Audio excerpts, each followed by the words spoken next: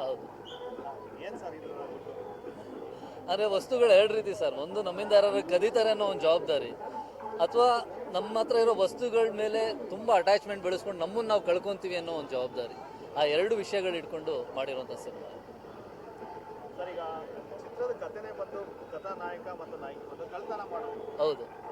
ಇದು ಜನ ಎಷ್ಟು ಮಟ್ಟಿಗೆ ಇದನ್ನು ಒಪ್ತಾರೆ, ಸಮಾಜ ಅಲ್ಲ, ಇದು ಅದೇ ಸರ್. ಹೇಗೆ ಅಂದರೆ ನಮ್ಮ ಮನಸ್ಸೊಳಗಡೆ ನಾನಾ ಥರದ ಹುಳುಕುಗಳಿರುತ್ತೆ.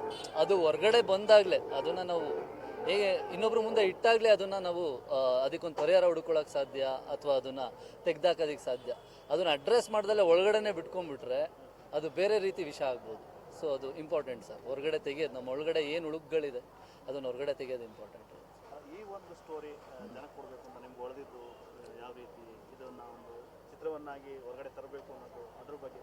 ಕರೆಕ್ಟ್, ಹೌದು. ಅದೇ ನನಗೆ ಒಂದು ಇದಿತ್ತು, ಏನಂದರೆ ಒಬ್ಬ ಕಳ್ತನ ಮಾಡಿ, ಕೆಲವರು ಕಳ್ತನ ಮಾಡಿ ತುಂಬ ಗಿಲ್ಟಿಂದ ಒದ್ದಾಡಿ ಅದರಿಂದ ಹೊರಗಡೆ ಬರೋಕ್ಕಾಗ್ದಲ್ಲಿರೋರು ಇರೋರು ನೋಡಿದ್ದೀನಿ. ಇನ್ನು ಕೆಲವರು ಕಳ್ತನ ಮಾಡಿ ಅವರಿಗೆ ಚೂರು ಅದು ಏನು ಮ್ಯಾಟ್ರೇ ಆಗಲ್ಲ, ಅದರಿಂದ ಆರಾಮ ಮುಂದುವರ್ಕೊಂಡು ಕಳ್ತನ ಮಾಡ್ಕೊಂಡು ಹೋಗ್ತಾನೆ ಇರ್ತಾರೆ. ಸೊ ಆ ಒಂದು ಥೀಮ್ ನನ್ನ ಮೈಂಡಲ್ಲಿ ಓಡ್ತಾನೆ ಇತ್ತು ಬ್ಯಾಕ್ ಆಫ್ ದಿ ಹೆಡ್. ಏನಕ್ಕೆ ಹೀಗಾಗುತ್ತೆ, ಒಬ್ರಿಗೆ ಹೀಗಾಗುತ್ತೆ ಒಬ್ರಿಗೆ ಆಗಾಗುತ್ತಲ್ಲ.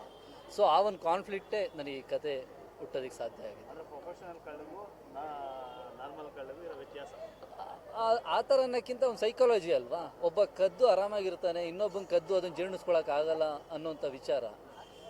ಏನಕ್ಕೆ ಒಬ್ಬಂಗೆ ಅದು ಸಾಧ್ಯ ಆಗುತ್ತೆ, ಒಬ್ಬಂಗೆ ಸಾಧ್ಯ ಆಗಲ್ಲ, ಮತ್ತೇನಕ್ಕೆ ಅವ್ನು ಕಳ್ಳನೇ ಆಗ್ತಾನೆ. ಮತ್ತು ಅದು ಎಷ್ಟು ಸರಿ ಅಂದರೆ ಕಳ್ತನ ಅನ್ನೋ ಇದು, ಅಂದರೆ ನಾವು ಕಳ್ತನ ಮಾಡೋದ್ರಿಂದ ನಮ್ಮ ವ್ಯಕ್ತಿತ್ವ ಕಳ್ಕೊಳ್ಳೋ ಸಾಧ್ಯ ಇರುತ್ತೆ. ಅಥವಾ ಅದು ಮಾಡ್ದಲ್ಲೇ ಸ್ವಲ್ಪ ನಾವು ಸ್ಟ್ರಾಂಗ್ ಮನಸ್ಸಿಂದ ಮೂವ್ ಆದರೆ ನಮ್ಮ ವ್ಯಕ್ತಿತ್ವ ಬೇರೆ ಥರನೇ ರೂಪುಗೊಳ್ಳೋಕ್ಕೆ ಸಾಧ್ಯ ಇರುತ್ತೆ. ಸೊ ಅದನ್ನೇನಕ್ಕೆ ನಾವು ಮಿಸ್ ಮಾಡ್ಕೊಬೇಕು ಅನ್ನೋಂಥ ವಿಚಾರ ಅಡ್ರೆಸ್ ಆಗಿದೆ. ಸರ್, ಈಗ ಕನ್ನಡ ಈ ಚಿತ್ರ ನೋಡೋದಕ್ಕೆ ಆಡಿಯನ್ಸ್ ಏನು ಸ್ಪೆಷಲಾಗಿ ಬರಬೇಕು ಅನ್ನೋದಕ್ಕೆ ಏನು ಸ್ಪೆಷಲ್ ಇದೆ ಈ ಚಿತ್ರದಲ್ಲಿ? ಸರ್, ಒಂದೇ ಒಂದು ವಿಚಾರ ಸ್ಪೆಷಲಾಗಿ ಬರೋದಕ್ಕೆ ಎಂಟರ್ಟೈನ್ಮೆಂಟ್. ನಿಮಗೆ ನಮ್ಮ ಅಂದರೆ ನಾನು ಸ್ಕ್ರಿಪ್ಟ್ ಬರೀಬೇಕಿರೋ ನಾನು ಸಿನಿಮಾ ಆಡಿಯನ್ ಆಗೇ ಬರೆದಿದ್ದು, ನಾಟ್ ಲೈಕ್ ಅಂದರೆ ಒಬ್ಬ ಡೈರೆಕ್ಟರ್ ಆಗಿ ಟೆಕ್ನಿಷಿಯನ್ ಆ ಥರ ಬರೆದಿದ್ದಲ್ಲ, ಆಡಿಯನ್ ಆಗೇ ಬರೆದಿದ್ದು. ನಾನು ಥಿಯೇಟ್ರಲ್ಲಿ ಕೂತಾಗ ನಾನೇನೇನು ಎಕ್ಸ್ಪೆಕ್ಟ್ ಮಾಡ್ತೀನಿ ಎಂಟರ್ಟೈನ್ಮೆಂಟಿಗೆ, ಆ ವಿಚಾರಗಳನ್ನು ಇಟ್ಕೊಂಡು ಬರೆದಿರೋದು. So thoroughly entertainment cinema. ನಿಮಗೆ ಫಸ್ಟಿಂದ ಲಾಸ್ಟ್ ತನಕ ನೀವೆಲ್ಲೂ ಬೋರ್ ಆಗದಲ್ಲೇ ಹುಕ್ಕಾಗುವಂಥ ಸಿನಿಮಾ. ಅದೇ ನಮ್ಮ ಎಫರ್ಟ್. ಬಟ್ ಆ ರಿಸಲ್ಟ್ ಸಿಗ್ತದೆ, ಎಲ್ಲರೂ ಅದೇ ಥರ ರಿಯಾಕ್ಟ್ ಮಾಡ್ತಾರೆ. ಪ್ರೇಕ್ಷಕರಿಗೆ ಏನು ಹೇಳ್ತೀರಾ ಸರ್ ಈಗ ನಿಮ್ಮ ಚಿತ್ರದ?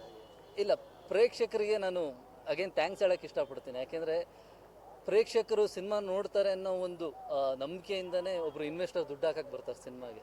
ಅದರಿಂದ ನಮ್ಮ ಕನಸುಗಳು ಸಾಕಾರಗೊಳ್ಳುತ್ತೆ ಅವ್ರಿಗೆ ಟ್ರೀಟ್. ಸೊ ನಾನು ಪ್ರೇಕ್ಷಕರಿಗೆ ಥ್ಯಾಂಕ್ಸ್ ಹೇಳೋಕ್ಕೆ ಇಷ್ಟಪಡ್ತೀನಿ. ಅವರಿಂದ ನಾನು ಸಿನಿಮಾ ಮಾಡೋಕ್ಕಾಯ್ತು. ಮೊದಲನೇದಾಗಿ ನಾನು ಮಾಡಿರೋ ಪಾತ್ರ ಇನಾಯತ್ ಅಂತ, ಮೇಜರ್ ಲೀಡ್.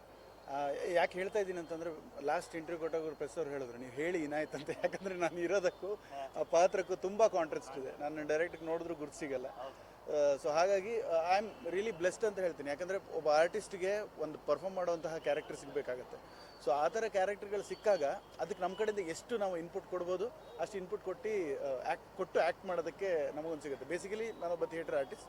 ಸಂಚಾರಿ ಥಿಯೇಟರ್ ಅನ್ನೋ ಒಂದು ಟ್ರೂಪಿಂದ ನಾನು ಆಲ್ಮೋಸ್ಟ್ ಒಂದು 10-12 ವರ್ಷಗಳ ಕಾಲ ಥಿಯೇಟ್ರ್ ಮಾಡಿ, ಸೀರಿಯಲ್ ಮಾಡಿ, ಸಿನಿಮಾ ಮಾಡಿ ಇಲ್ಲಿ ತನಕ ಬಂದಿರೋದು. ಸೊ ಈ ಫಿಲಮ್ ಕೂಡ ಅಷ್ಟೇ, ಮಧು ಹೇಳಿದ ಹಾಗೆ ಆಡಿಷನ್ ಥ್ರೂ ನಮಗೆ ನಾನು ಕಾಸ್ಟ್ ಆಗಿದ್ದು. ಆಡಿಷನ್ ಥ್ರೂ ಸಿಕ್ಕಿ ಅದಕ್ಕೊಂದು ಪ್ರಿಪರೇಷನ್ ಮಾಡಿಸಿ ಇವತ್ತು ಸಿನಿಮಾ ಇಲ್ಲಿ ತನಕ ಬರೋ ತನಕ ಆಗಿದೆ sir. Thank you so much. ದಯವಿಟ್ಟು ಸಿನಿಮಾನ ನೋಡಿ, ಚಿತ್ರರಂಗದಲ್ಲಿ ಒಂದು ಒಳ್ಳೆ ಸಿನಿಮಾ ಬಂದಿದೆ, ದಯವಿಟ್ಟು ನೋಡಿ ಅದನ್ನು ಸಪೋರ್ಟ್ ಮಾಡಿ. ಯಾಕಂದರೆ ಕನ್ನಡ ಸಿನಿಮಾ ಬರಲ್ಲ ಅಂತ ಇರ್ತೀವಿ. ಒಂದು ಒಳ್ಳೆ ಸಿನಿಮಾ ಬಂದಾಗ ನೀವು ಥಿಯೇಟ್ರಿಗೆ ಹೋಗಿ ನೋಡಿದ್ರೆ ನಮಗೆ ಇನ್ನಷ್ಟು ಪುಷ್ ಸಿಗುತ್ತೆ. ಅದಲ್ಲದೆ ಒಂದು ವೆರಿ ಇಂಪಾರ್ಟೆಂಟ್ ಪಾಯಿಂಟ್ ನಾನು ಹೇಳಲೇಬೇಕು. ಪೋಸ್ಟಲ್ ಕೂಡ ನೋಡ್ತೀರಾ, ನರೇಟಿವ್ ಮೊಸಾಯಿಕ್ ಎಕ್ಸ್ಪೀರಿಯನ್ಸ್ ಅಂತ. ಎಷ್ಟೋ ಜನ ಅದು ಕೇಳ್ತಾರೆ ಏನು ಅಂತ ಹೇಳ್ಬಿಟ್ಟು. ಆ ನರೇಟಿವ್ ಮೊಸಾಯಿಕ್ ಎಕ್ಸ್ಪೀರಿಯನ್ಸ್ ಅಂತಂದರೆ ನಾವು ಹೇಳೋದಕ್ಕಿಂತ ಹೆಚ್ಚಾಗಿ ನೀವು ಹೋಗಿ ಥಿಯೇಟ್ರಲ್ಲಿ ಎಕ್ಸ್ಪೀರಿಯನ್ಸ್ ಮಾಡಿದ್ರೆ ನಿಮ್ಗೆ ಅದು ಗೊತ್ತಾಗುತ್ತೆ ಅಂತ. And another important point is DOP ಆಗಿರ್ಬೋದು, ಹರ್ಷ ಅಂತ, ಕ್ಯಾಮ್ರಾ ವರ್ಕ್ ಆಗಿರ್ಬೋದು ಅಥವಾ ಮ್ಯೂಸಿಕ್ ಆಗಿರ್ಬೋದು, ಪ್ರತಿಯೊಂದೂ ಕೂಡ ಅಷ್ಟು ಇಂಪಾರ್ಟೆನ್ಸ್ ಕೊಟ್ಬಿಟ್ಟು ಮಾಡಿದ್ದಾರೆ. ಸೊ ಹಾಗಾಗಿ ದಯವಿಟ್ಟು ಎಲ್ಲ ಸಿನಿಮಾ ನೋಡಿ ಎನ್ಕರೇಜ್ ಮಾಡಿ. Thank you so much. Thank you sir. ಹೇಳಿ ಮೇಡಮ್, ಪಾತ್ರ ತುಂಬ ವಿಭಿನ್ನವಾಗಿದೆ. ಅಂದರೆ ನಾನು ಮುಂಚೆ ಮಾಡಿರೋ ಪಾತ್ರಗಳಿಗಿಂತ ಇದು ವಿಪರೀತ ವಿಭಿನ್ನವಾಗಿದೆ. ತುಂಬ ಇಂಪಲ್ಸಿವ್ ಕ್ಯಾರೆಕ್ಟರು, ತುಂಬ ಸ್ಪಾಂಟೇನಿಯಸ್ ಆಗಿರೋಂಥ character. Cinema as a whole I think ಇದು ಸಿಕ್ಕಾಪಟ್ಟೆ ಎಂಟರ್ಟೈನಿಂಗ್ ಆಗಿದೆ. ಅಂದರೆ ಕ್ಲೆಪ್ಟೋಮೇನಿಯಾ ಅಥವಾ ಒಂದು OCD ಡಿಸಾರ್ಡರ್ನ ಇಟ್ಕೊಂಡು ಅಥವಾ ಕಳ್ತನದ ಬಗ್ಗೆ ಹೇಗೆ ಏನಂತಾರೆ ಈ ರಕ್ತ ಮಚ್ಚು ಲಾಂಗು ಎಲ್ಲ ತೋರಿಸದೆ ಒಂದು ಕ್ರೈಮ್ ಥ್ರಿಲ್ಲರ್ನ ಹೇಗೆ ನಾವು ಕಾಮಿಡಿ ಜಾನರ್ನಲ್ಲೂ ಮಾಡಿ ಅಥವಾ ರಾಮ್ ಕಾಮ್ ಜಾನರ್ನಲ್ಲೂ ಮಾಡಿ ಹೇಗೆ ಎಂಟರ್ಟೈನ್ ಮಾಡ್ಬೋದು ಅನ್ನೋದಕ್ಕೆ ಐ ಥಿಂಕ್ ನಿಮ್ಮ ವಸ್ತುಗಳಿಗೆ ನೀವೇ ಜವಾಬ್ದಾರು ಒಳ್ಳೆ ಎಕ್ಸಾಂಪಲು. ಸೊ ಎಲ್ಲರೂ ದಯವಿಟ್ಟು ಥಿಯೇಟ್ರಿಗೆ ಬನ್ನಿ, ಸಿನಿಮಾ ನೋಡಿ, ಆವಾಗಲೇ ಆ್ಯಕ್ಚುಯಲ್ ರಿವ್ಯೂ ಗೊತ್ತಾಗುತ್ತೆ ನಮಗೆ. ಸದ್ಯಕ್ಕಂತೂ ಪ್ರೆಸ್ನವರು ಕೂಡ ನೀವು ಎಲ್ಲರೂ ಬಂದು ಹೊಗಳಿದ್ದೀರಾ, ಖುಷಿ ಆಗುತ್ತೆ. ಈ ವಿಡಿಯೋಗಳನ್ನ ನೋಡಿಕೊಂಡು, ಈ ರಿವ್ಯೂಸ್ನ ನೋಡಿಕೊಂಡು ಇನ್ನಷ್ಟು ಜನ ಥಿಯೇಟ್ರಿಗೆ ಬಂದರೆ ಐ ಥಿಂಕ್ ಅವಾಗ ನಾವು ಗೆದ್ವಿ ಅಂತ ನಮಗೂ ಅನ್ಸುತ್ತೆ. ಮೇಡಮ್, ಇಲ್ಲಿವರೆಗೂ ಮಾಡಿರೋ ಪಾತ್ರಗಳು ಈ ಪಾತ್ರ ಎಷ್ಟು ಮಟ್ಟಿಗೆ ನಿಮಗೆ ಡಿಫ್ರೆಂಟ್ ತೋರಿಸ್ತದೆ? ತುಂಬ ಡಿಫ್ರೆನ್ಸ್ ಇದೆ. ಅಂದರೆ ನಾನು ಇಷ್ಟರವರೆಗೂ ಮಾಡಿರೋ ಪಾತ್ರಗಳು ಎಲ್ಲವೂ ಸಿಕ್ಕಾಪಟ್ಟೆ ಬೇರೆ ಬೇರೆ ಥರನೇ ಇರೋದು. ಆ್ಯಂಡ್ ಐ ಮೇಕ್ ಶೋರ್ ನಾನು ಚೂಸ್ ಮಾಡುವಾಗ್ಲೂ ಒಂದೇ ಥರದ ಪಾತ್ರಗಳು ಬಂದರೆ ನಾನು ಇದುವರೆ ತನಕ ತೊಗೊಂಡಿಲ್ಲ. ಸೊ ಹಾಗೆ ನೋಡುವಾಗ ಇದು ತುಂಬ ಚರ್ಪಿಯಾಗಿ ಸಿಕ್ಕಾಪಟ್ಟೆ ಒಂದು ಫನ್ ಲವಿಂಗ್ ಕ್ಯಾರೆಕ್ಟರು. ಈ ಥರ ಕ್ಯಾರೆಕ್ಟರ್ ನಾನು ಮಾಡೇ ಇಲ್ಲ. ಐ ಥಿಂಕ್ ಇದು ನನ್ನ 10ನೇ ಸಿನಿಮಾ ಅನ್ಸುತ್ತೆ. 9 ಸಿನಿಮಾಗಳಲ್ಲೂ ಈ ಥರ ಮಾಡಿಲ್ಲ.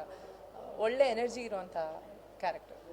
ಚೆನ್ನಾಗಿದೆ. ಈಗ ಹೊಸ ನಟರ ಜೊತೆ ನಟನೆ ಮಾಡಬೇಕು, ಒಂದೊಂದು ಎಕ್ಸ್ಪೀರಿಯನ್ಸ್ ಆಗ್ತಾ ಹೋಗುತ್ತೆ. ಈ ಚಿತ್ರದಲ್ಲಿ ನಿಮ್ಗೆ ಯಾವ ಥರ ಎಕ್ಸ್ಪೀರಿಯನ್ಸ್ ಆಯಿತು? ಟು ಬಿ ಆನೆಸ್ಟ್, ನನಗೆ ಏನು ಅನ್ಸುತ್ತೆ ಗೊತ್ತಾನೆ, 9 ಸಿನಿಮಾ ಮಾಡಿದ್ರು ಯಾವ್ದಾದ್ರು ಒಂದು ಸಿನಿಮಾ ಸೆಟ್ಟಿಗೆ, ಹೊಸ ಸಿನಿಮಾ ಸೆಟ್ಟಿಗೆ ಹೋದಾಗ ನಾನು ಒಬ್ಳು ಹೊಸ ನಟಿ ಅನ್ನೋ ಥರನೇ ನನಗೆ ಅನ್ಸುತ್ತೆ. ಸಿಕ್ಕಾಪಟ್ಟೆ ಕಲಿಯಾಗಿರುತ್ತೆ. ಯಾಕೆಂದರೆ ಒಬ್ಬೊಬ್ಬರು ಡೈರೆಕ್ಟರ್ದು ವಿಷನ್ ಬೇರೆ ಬೇರೆ ಥರ ಇರುತ್ತೆ. ಸೊ ಹೆನ್ಸ್ ಹೊಸ ಕಥೆಗಳು, ಹೊಸ ಸಿನಿಮಾ ಸೆಟ್ಟು, ಹೊಸ ಡೈರೆಕ್ಟರು, ನಾನು ಹೊಸೊಬ್ಳೆ ಆಗೋಗ್ತೀನಿ ಅಲ್ಲಿ. ಸೊ ಆ ಥರ ಎಕ್ಸ್ಪೀರಿಯನ್ಸಿಂದ ಕಲಿಯುವಂಥ ತುಂಬ ಇದೆ. ಇಲ್ಲಿ ದಿಲೀಪ್ ಸರ್ ಜೊತೆ ನಾನು ಆ್ಯಕ್ಟ್ ಮಾಡಿಲ್ಲ, ಬಟ್ ಅವ್ರ ಪರ್ಫಾರ್ಮೆನ್ಸ್ ನೋಡಿದಾಗ ಅವರಿಂದ ಕಲಿಯುವಂಥದ್ದು ವಿಪರೀತ ಇರುತ್ತೆ. ನನ್ನ ಕೋ ಆ್ಯಕ್ಟರ್ ಮಧುಸೂದನ್, ಅವ್ನ ಜೊತೆ ಆ್ಯಕ್ಟ್ ಮಾಡುವಾಗ ಅವ್ನಿಗಿದ್ದಿದ್ದು ಫ್ರೆಶ್ನೆಸ್ನ ಕಲಿತೆ ನಾನು.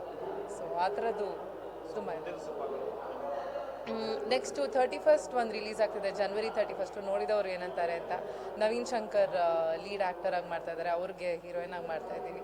ಸೊ ಜಾನ್ವರಿನಲ್ಲಿ ಆಲ್ರೆಡಿ 2 ಸಿನಿಮಾ ರಿಲೀಸ್ಗಿದೆ. ಖುಷಿ ಆಗ್ತಿದೆ, ಹೊಸ ವರ್ಷ ವಿತ್ ಅ ಬ್ಯಾಂಕ್ ಓಪನ್ ಆಗ್ತಾ ಇದೆ ಅಂತ. ಇನ್ನೊಂದು ಕತೆ ನಾನು ಬರೀತಾ ಇದ್ದೀನಿ. ಸೊ ಪ್ರಾಬಬ್ಲಿ ಮಾರ್ಚಲ್ಲಿ ನಾನು ಡೈರೆಕ್ಟೋರಿಯಲ್ ಅನೌನ್ಸ್ ಮಾಡ್ತೀನಿ. ಮತ್ತು ಥ್ಯಾಂಕ್ ಯು.